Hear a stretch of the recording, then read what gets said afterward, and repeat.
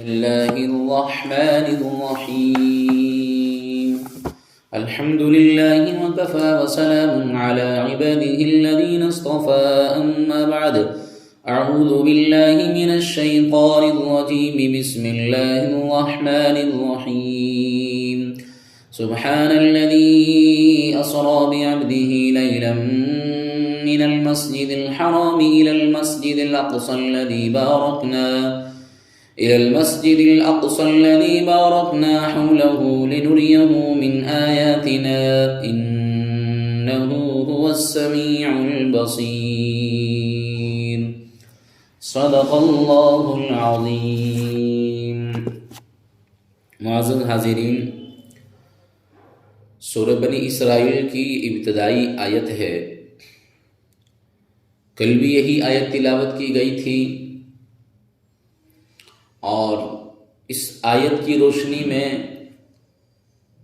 سورہ بنی اسرائیل کی ابتدا میں چند تمہیدی باتیں پیش کی گئی تھیں جو بنی اسرائیل کے سورہ بنی اسرائیل کے مضامین کو سمجھنے میں معاون و مددگار ہوں گی. آج بھی یہی آیت میں نے تلاوت کی ہے اور اس آیت کے ذیل میں اس آیت کی روشنی میں چند اور قیمتی اور تمہیدی باتیں پیش کرنی ہیں. پھر ہم اصل مقصود جو اس آیت میں اللہ تبارک و تعالی نے ذکر فرمایا ہے وہ اسرا کا واقعہ اور معراج کے واقعے کی کچھ جھلکیاں انشاءاللہ اس کو تفصیل سے ذکر کریں گے. یہ میں تمہیدی باتیں اس لیے پیش کر رہا ہوں تاکہ ہم اس واقعے معراج کو جو سمجھیں. وہ واقعہ جو معراج کا اسرا کا جو واقعہ ہے وہ محیر العقول واقعہ ہے.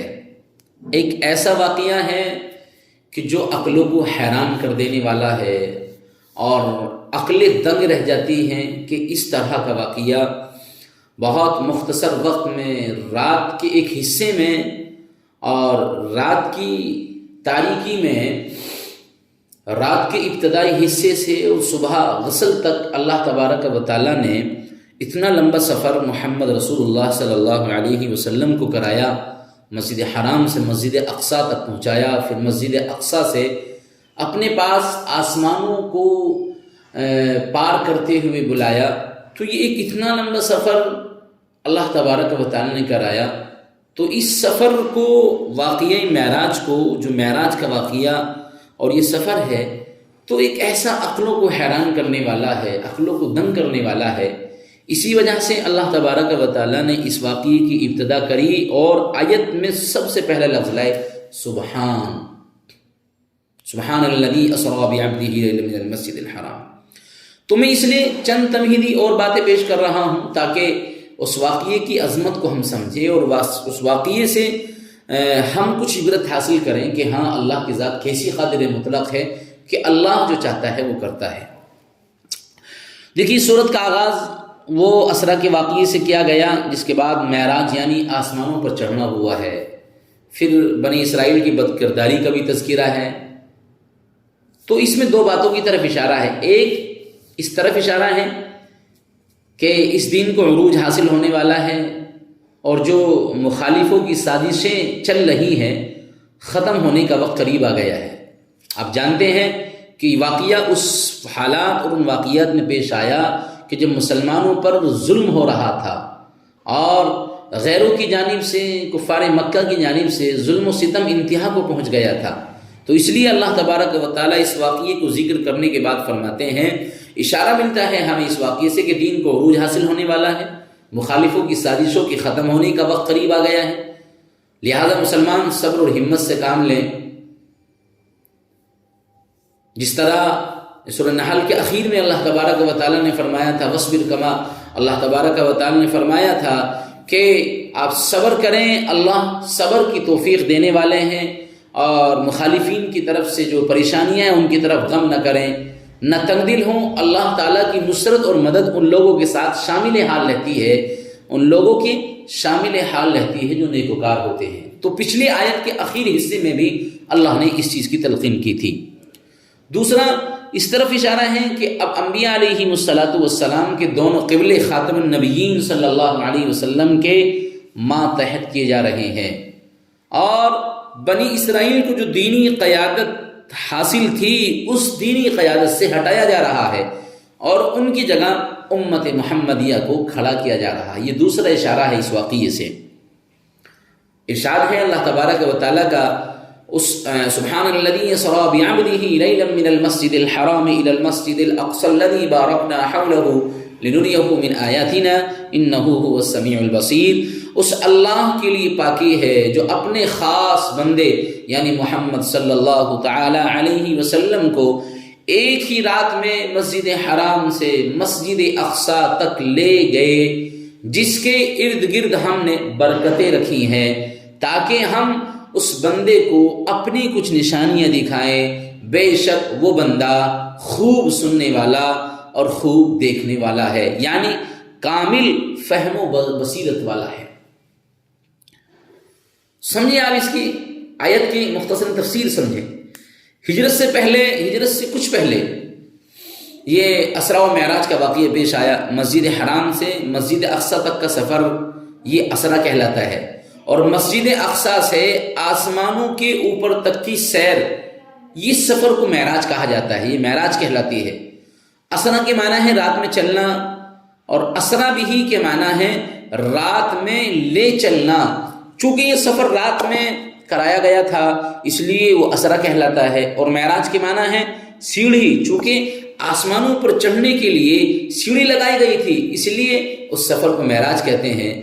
مگر یاد رکھیے آپ، عرف عام میں دونوں کے مجموعے کو معراج کہتے ہیں۔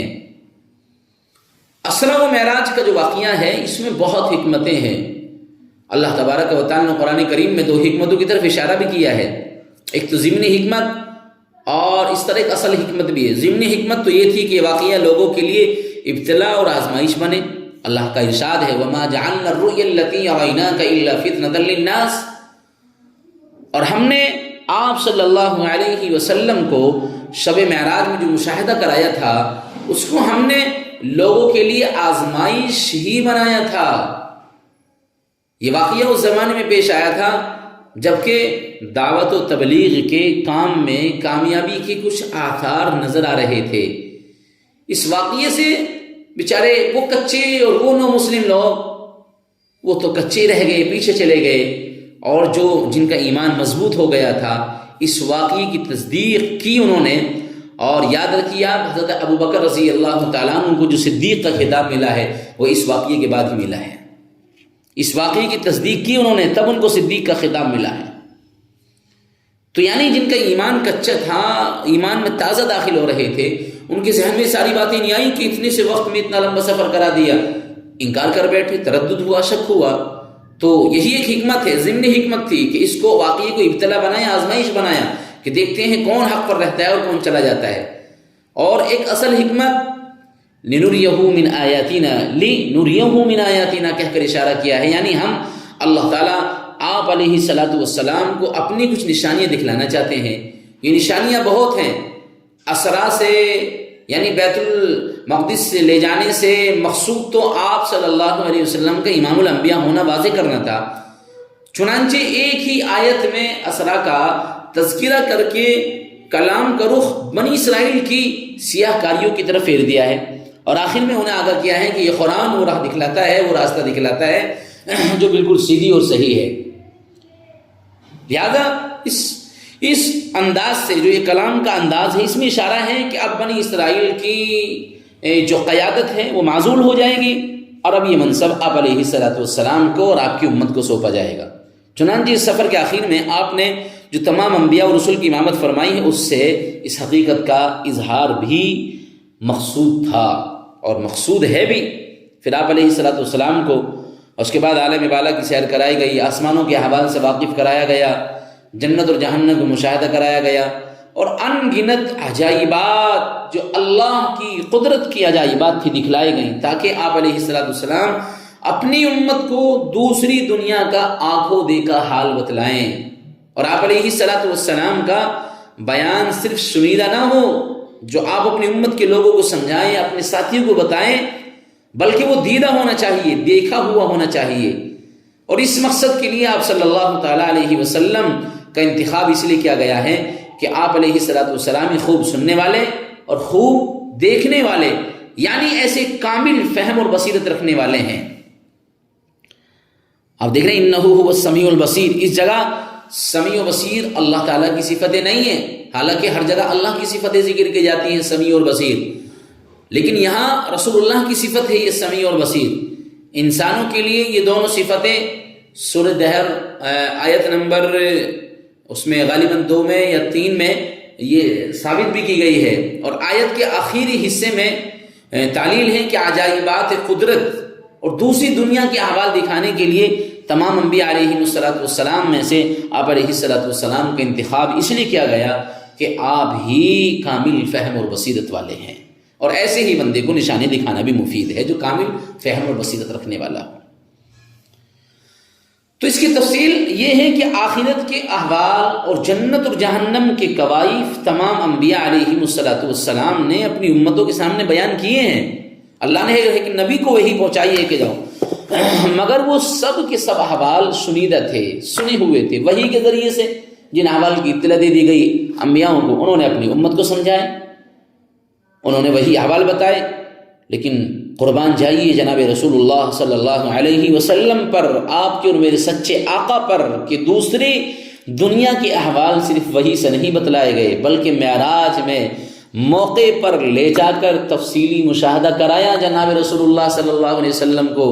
چنانچہ آپ علیہ السلام نے جنت اور جہنم وغیرہ کے احوال اتنی تفصیل سے امت کو سنائے ہیں کہ گزشتہ کسی نبی نے اتنی تفصیل سے یہ بیان ہی نہیں کی.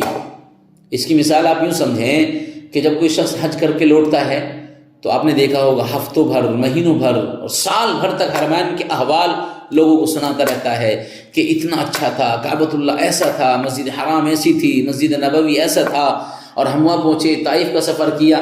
تو اس طرح کے احوال مہینوں ذکر کرتا رہتا ہے جو حج کر کے آتا ہے، اور چھوٹی چھوٹی باتیں بیان کرتا ہے وہاں کی، اور بڑے مزے لے لے کر بیان کرتا ہے، تھکتا نہیں ہے، کبھی اکتاہٹ محسوس نہیں ہوتا اس کو بیان کرنے میں. آپ معراج کی احادیث کو پڑھیں ذرا، اور معراج کی احادیث کو سنیں، جو ایسی 25 صحابہ کرام رضوان اللہ علیہم اجمعین جنہوں نے احادیث روایت کی ہیں، اور معراج کی حدیثوں پر تمام مسلمانوں کا اتفاق بھی ہے. ان احادیث کو ذرا پڑھیں کہ نبی علیہ السلام نے عجائبات قدرت بیان کیے ہیں، ایسے ایسے بیان کرے ہیں کہ عقلیں دنگ رہ جاتی ہیں، حیران رہ جاتی ہیں، اور صاف محسوس ہوتا ہے کہ یہ سب باتیں آپ صلی اللہ علیہ وسلم کی چشمدیدہ ہیں، آپ علیہ السلام کی چشمدید ہیں، یہ ساری باتیں چشمدید ہیں. تو عزیزان گرامی، یہ چند اور تمہیدی باتیں تھیں جن کو بیان کرنا ضروری تھا، چونکہ وقت بھی ہو گیا ہے.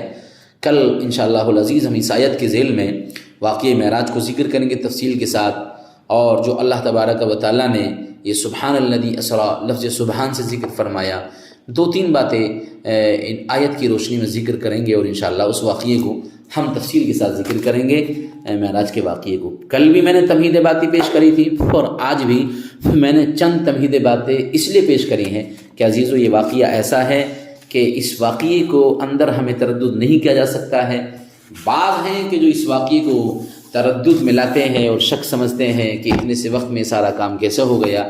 اس کو انشاءاللہ ہم بہت تفصیل کے ساتھ میں ذکر کریں گے، اور 25 احادیث وہ ہیں کہ جو اس واقعے کے اوپر دلیل بنتی ہیں اور مستند ہوتی ہیں. اس لیے ہم اس واقعے کو سمجھیں اور اللہ کی ذات کو قادر مطلق سمجھیں کہ اللہ کی ذات قادر مطلق ہے، اللہ جو چاہتا ہے وہ کر لیتا ہے، اللہ کو کسی اسباب کی اور سبب کی ضرورت نہیں ہے. اللہ تعالیٰ عمل کی توفیق عطا فرمائے. اللہ تبارک و تعالیٰ ہمیں قرآنی احکامات پر عمل کی توفیق نصیب فرمائے.